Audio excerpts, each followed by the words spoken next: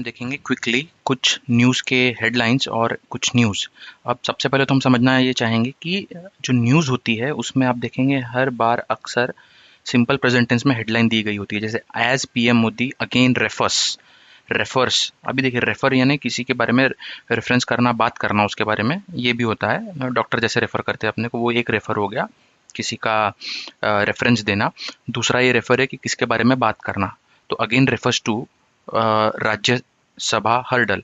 तो पीएम मोदी ने राज्यसभा के हर्डल यानी होता है बाधा। तो पीएम मोदी ने जो राज्यसभा है, राज्यसभा की बाधा के बारे में रेफर किया यानी तो पास्ट टेंस हो गया ना, लेकिन फिर भी न्यूज़ की फ्रेशनेस मेंटेन करने के लिए न्यूज़पेपर जो है या न्यूज़ वाले जो होते हैं वो जनरली इसको सिंपल प्रेजेंट टेंस में बनाते हैं, सिंपल प्रेजेंट टेंस में, जबकि ये पास्ट में हो गया है। पीएम मोदी ने तो पास्ट में ये कर दिया है, लेकिन सिंपल प्रेजेंट टेंस में बनाया इसलिए जाता है, किस कारण से? कारण ये होता है कि उसका फ्रेशनेस मेंटेन किया जाए। कारण होता है न्यूज़ की फ्रेशनेस के लिए। फ्रेशनेस यानी प्रेजेंट में है, एकदम ताज़ा, आज की ताज़ा खबर, आज की ताज़ा खबर। ताज़ा खबर का बहुत महत्व होता है न्यूज़ में, इसीलिए वो ताज़ापन मेंटेन करने के लिए, फ्रेशनेस मेंटेन करने के लिए उसको प्रेजेंट में, खासतौर पे सिंपल प्रेजेंट टेंस में न्यूज़ की हेडलाइन, सिर्फ हेडलाइन को बताते हैं। तो इसका अर्थ ही नहीं होता कि ये प्रेजेंट में हो रही है या हमेशा होती है। प्रेजेंट, सिंपल प्रेजेंट टेंस जो होता है ना, हमेशा कोई क्रिया होती है तो वो सिंपल प्रेजेंट टेंस, ऐसा नहीं। पास्ट में हो चुका होता है लेकिन ओनली फॉर द फ्रेशनेस। तो ये उसके पीछे का राज है। खैर, न्यूज़ को समझने की कोशिश करते हैं। यहाँ पे क्या लिखा है? PM Modi again refers to Rajya Sabha hurdle. Hurdle का मतलब होता है बाधा। तो PM Modi again refers to Rajya Sabha की बाधा के बारे में उन्होंने रेफर किया। और क्या रेफर किया? रेफर्स टू राज्यसभा हर्डल, और कॉमा दिया है ना, उसके अलावा सम हाउस ट्रूथ। हाउस यानी ये बात की गई है राज्यसभा की। राज्यसभा को अपर हाउस कहा जाता है, अपर हाउस, लोअर हाउस, ये हमने सुना होगा। लोकसभा को लोअर हाउस कहते हैं, राज्यसभा को अपर हाउस कहते हैं। तो राज्यसभा के कुछ सच्चाई के बारे में भी उन्होंने रेफर किया अपने भाषण में। खैर, इसके अलावा आगे बढ़ते हैं हम, आगे बढ़ते हुए देखते हैं और अगली न्यूज़ क्या है। अब ज़रूरी नहीं हर न्यूज़ वो सिंपल प्रेजेंट टेंस में ही हो। अभी ये China preparing for invasion, China prepare कर रही है, ये यहाँ पर क्या बता रहा है कि कंटिन्यूस प्रिपेयर कर रही है ना। एक्चुअली कंटिन्यूस भी नहीं है, वो एक जेरेंड फॉर्म है, वो हम देखेंगे आगे, बहुत सारे ग्रामर को यूज़ करेंगे। तो अभी चाइना प्रिपेयर कर रही है, अभी ये समझिए आप उसको। ये ताइवान के एफएम फाइनेंस मिनिस्टर ने कहा, ये मिंट न्यूज़ है अखबार, वहाँ की ये बात है। मैं एक्चुअली रेफर कर रहा हूँ गूगल न्यूज़ को, वहाँ की हेडलाइंस जो है वो दिखा रहा हूँ आपको। तो China preparing for invasion, invasion का मतलब होता है घुसपैठ। तो चाइना जो है वो घुसपैठ करने का देख रही है, ये बॉर्डर होगी समझ लो ताइवान की, तो वहाँ पे वो ऐसा घुसने का देख रही है, घुसपैठ करने का देख रही है, इन्वेजन। तो हम आगे बढ़ते हैं, अगली न्यूज़ देखते हैं। यहाँ पे ये देखिए, BJP worker Shrikant Tyagi who assaulted Noida women held in UP meet. अब देखिए, ज़रूरी नहीं है कि हर कोई बोलेगी कि ताज़ा खबर, ताज़ा खबर।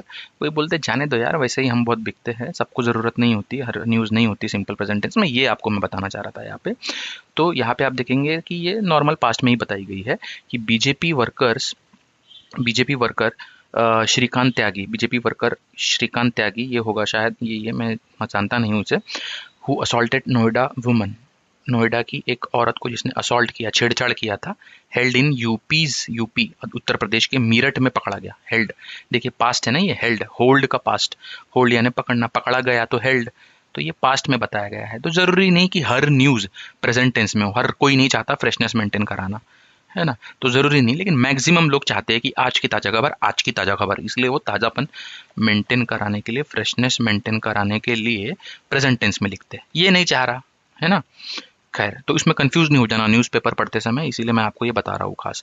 आगे देखते हैं, आगे हम देखेंगे PM Narendra Modi total assets. PM Narendra Modi की टोटल असेट्स जो है, टोटल असेट्स यानी उसकी संपत्ति जो है, इस व्यक्ति की, पीएम प्रधानमंत्री नरेंद्र मोदी की, यहाँ पर बड़ी है, राइज। तो बढ़ गई है यानी पास्ट टेंस होना चाहिए, है ना, लेकिन यहाँ पे राइज ही लिखा है। ये इकोनॉमिक टाइम्स की न्यूज़ है।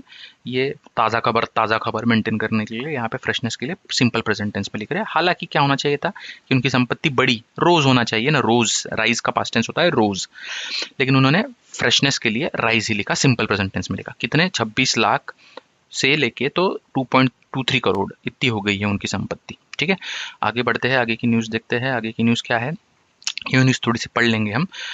40 डेज आफ्टर स्वेरिंग इन, शपथ विधि के 40 दिन बाद शिंदे कॉमा बीजेपी 9+, यानी शिंदे का, ये मिस्टर शिंदे है, एकनाथ शिंदे, अभी के चीफ मिनिस्टर है महाराष्ट्र के हमारे। तो 40 दिन स्वेरिंग इन सेरेमनी के बाद, आफ्टर स्वेरिंग इन के शपथ विधि के 40 दिन बाद शिंदे और बीजेपी ये बीजेपी के लीडर है, तो इनकी 9+9 फॉर्मूला था, 9+9 विधायकों का फॉर्मूला होगा कि हमारे 9 विधायक और आपके 9 विधायक, ऐसा सरकार का गठन करेंगे। तो सरकार का गठन मतलब यहाँ मंत्रिमंडल की बात चल रही, कैबिनेट मिनिस्ट्री की। तो 9+9 फॉर्मूला फॉर्म्स, इसने फॉर्म किया, इनके फॉर्मूला ने फॉर्म किया, पास्ट होना चाहिए, फॉर्म्ड आना चाहिए था, यानी स्थापित करना, फॉर्म्ड ऐसा आना चाहिए था, लेकिन फ्रेशनेस मेंटेन कराने के लिए उन्होंने फॉर्म्स सिंपल प्रेजेंट टेंस में यहाँ बताया है कि फॉर्म किया महाराष्ट्र का कैबिनेट, यानी इस फॉर्मूला पे फॉर्म हो गया, गठित हो गया है। तो अभी आगे अगर देखेंगे हम, इस न्यूज़ को ज़रा देखने की कोशिश करते हैं, तो इस न्यूज़ में से काफ़ी वर्ड सीखने की कोशिश करेंगे। तो यहाँ पे हम देख रहे हैं, यहाँ पे हम देख सकेंगे कि महाराष्ट्र कैबिनेट एक्सपांशन की बात चल रही है।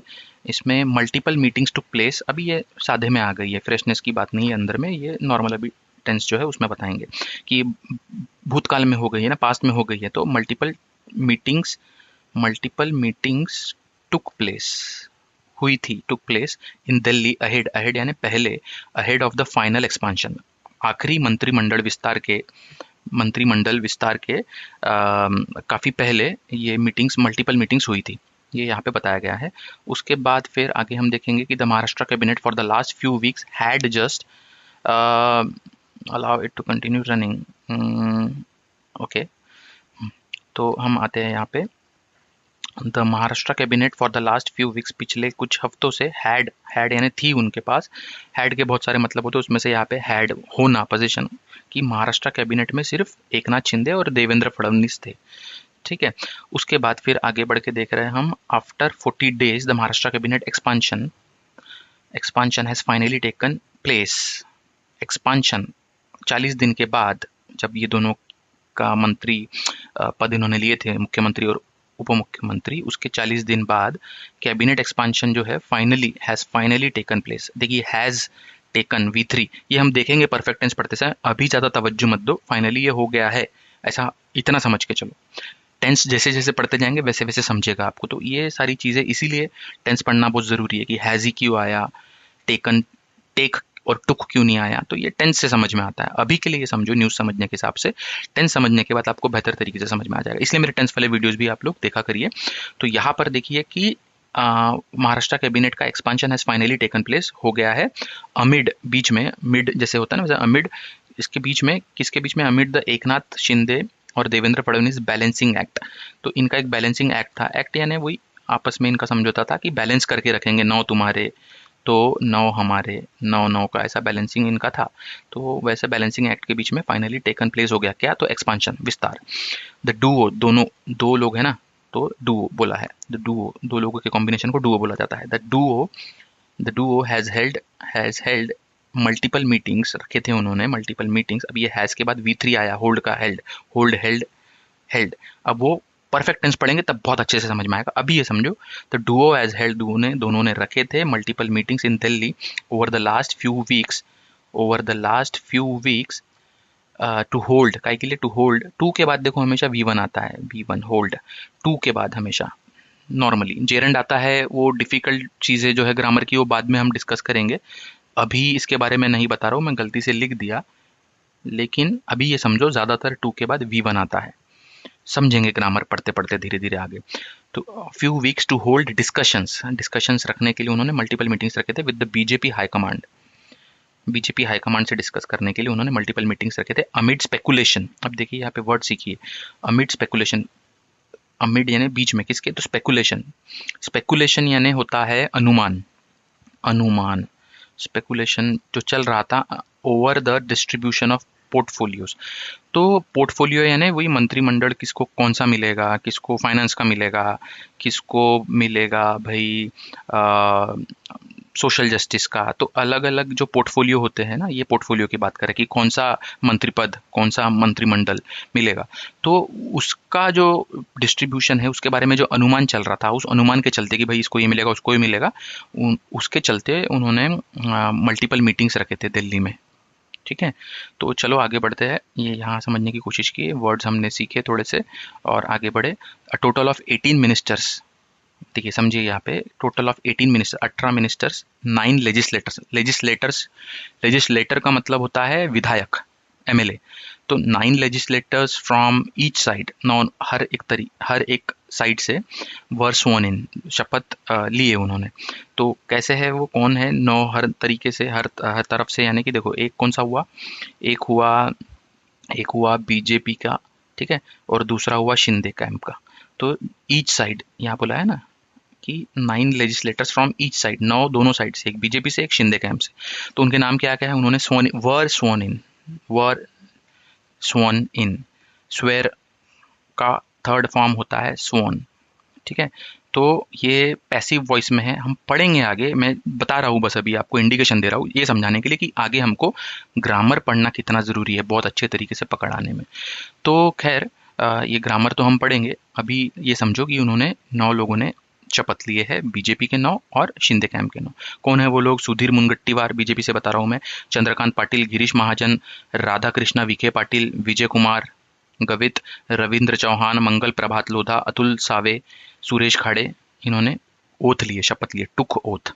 अब शिंदे कैंप से कौन है, दादा भूसे, उदय सामंत, संदीप, और नाम देख लेते जरा हम, संदीप भुमरे, दीपक खेसकर, शंभुराज देसाई, अब्दुल सत्तार, और अब्दुल सत्तार के बाद है तानाजी सावंत, गुलाबराव पाटिल एंड संजय राठौड़ वर सोनेन। तो इन सब लोगों ने शपथ विधि ली है शिंदे कैंप से। उसके बाद आगे देखते हैं हम बढ़ के, the oath ceremony came after hurdles among MLAs. Hurdles का मतलब होता है जमावड़ा, जो जमावड़ा हो रहा था अमंग किनके बीच में, किन आपस इनके बीच में, अमंग देखिए 2 लोग होते हैं तो बिटवीन यूज करते हैं हम, fight between 2 people, fight between 2 people बोल सकते हो आप, या 2 फ्रेंड्स जो भी है, लेकिन 3 नहीं बोलोगे, 4 नहीं बोलोगे। 2 से ज्यादा जब भी होता है, 2 से ज्यादा जब भी होता है तो आप अमंग यूज करते हो। ठीक है, तो the oath ceremony came after, oath ceremony कब आई, आफ्टर हडल्स, जमावड़ा, अमंग, किनका जमावड़ा, among MLAs of the BJP eight Fadnavis residence. जो जमावड़ा हुआ बीजेपी के एमएलएज के आप बीच में, तब उसके बाद, एक मिनट, ऑन मंडे नाइट को जमावड़ा हुआ था। एंड लेटर, और लेटर यानी बाद में, अमंग, क्या हडल्स की बात चल रही है, जमावड़ा among the legislators of the Shinde camp, of होगा यहाँ आगे पीछे में दिख नहीं रहा है, थोड़ा सा मैं सर्कल लेता हूँ, हाँ, legislators of the Shinde camp. तो इनके बीच में जो हडल्स हुए, हर्डल्स नहीं है ये, आर नहीं है उसमें, ये समझिए, ये वर्ड हम सीख रहे हैं यहाँ पे। यहाँ पर ये जो वर्ड है हडल, इसका मतलब होता है जमावड़ा, मीटिंग। जमावड़ा बहुत अच्छा शब्द है हिंदी का, जब जम जाते हैं बहुत सारे लोग एक जगह, उसको बोला जाता है जमावड़ा। तो ये जो हडल्स हुए थे एमएलएस के बीच में, बीजेपी के, और बाद में लेटर, यानी बाद में, ये लेटर पढ़ते, इसको लेटर नहीं पढ़ते, लेटर शिंदे कैंप के बीच में, है ना। Ahead of the swearing in, ahead यानी पहले, स्वेरिंग इन सेरेमनी के पहले जो जमावड़ा हुआ था, उन सारे जमावड़ों के बाद ये ओथ सेरेमनी हुई है, शपथ विधि हुई है। आगे बढ़ते हैं, वर्ड्स हमने सीखे हैं साथ साथ में।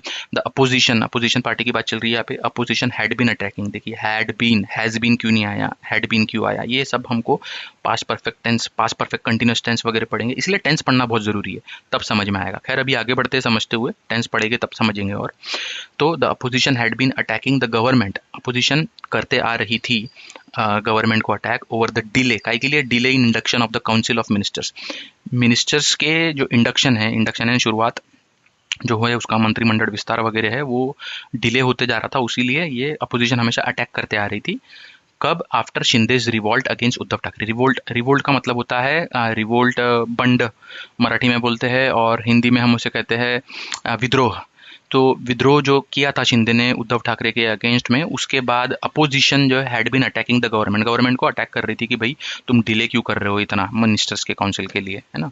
तो इसके बाद आगे बढ़ते हैं, देखते हैं और थोड़े से कुछ पार्ट्स, यहाँ कुछ वर्ड्स आ रहे हैं क्या, हाँ, तो और वर्ड्स यहाँ पे आते हैं। यहाँ पे बताया गया है कि बीजेपी के पास 106 एमएलए है महाराष्ट्र की असेंबली में, और शिंदे कैंप के पास 50 का स्ट्रेंथ है, इंक्लूडिंग इंडिपेंडेंट मेंबर्स भी है जो पार्टी से नहीं है। फॉर एग्जांपल बच्चू कडू जो है ये इंडिपेंडेंट मेंबर है, किसी पार्टी से नहीं है, उनका खुद का पार्टी एक प्रहार करके है, लेकिन देखा जाए तो वो एनसीपी या फिर बीजेपी वगैरह से नहीं है, तो इसलिए वो इंडिपेंडेंट मेंबर उन्हें कहा जाता है। हालांकि Fadnavis took the role of the deputy chief minister, the BJP has ensured the balancing act in swearing in of the ministers too. तो हालांकि बीजेपी के फडणवीस ने डिप्टी चीफ मिनिस्टर लिया है, लेकिन बीजेपी ने ये बताया है, इंश्योर किया है कि बैलेंसिंग एक्ट जो है स्वेरिंग इन सेरेमनी में मिनिस्टर्स के बारे में भी रहेगा। सभी मिनिस्टर को बराबर बैलेंसिंग, बीजेपी वालों को बराबर दिया जाएगा और शिंदे वालों को भी बराबर दिया जाएगा, ऐसा बीजेपी ने इंश्योर किया। Fadnavis had earlier said he would not be a part of the government. Fadnavis ने पहले कहा था कि वो गवर्नमेंट का पार्ट नहीं रहेंगे, ये एक उनकी कही हुई बात थी, यहाँ पे ऐसा कहा गया है। मीनवाइल, और इसी के दरमियान इन सब के दरमियान ये सारी बातें जब हो रही थी उसके दरमियान कि Tuesday's oath ceremony is taking place on the day the BJP. हाँ, ये कब हो रहा है oath ceremony? On the day BJP JDU government, BJP और जनता दल यूनाइटेड की government in Bihar is believe to be on shaky grounds. यानी बीजेपी और जेडीयू की जो गवर्नमेंट है ना, ये शेकी ग्राउंड्स पर मानी जा रही है। शेकी यानी शेक जो करती है ना, शेकी शेक यानी ऐसा हिलना डुलना डगमगाना, तो ऐसे शेकी शेकी ग्राउंड्स यानी स्थिर ग्राउंड नहीं है, कुछ बहुत ही अस्थिर है।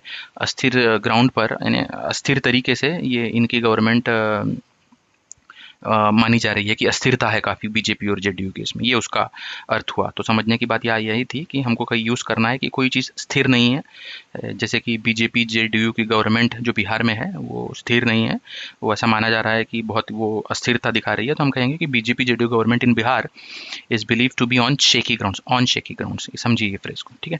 तो आज के लिए बस इतना ही, अगली बार मिलेंगे अगली न्यूज़ के साथ, तब तक के लिए बाय, टेक केयर।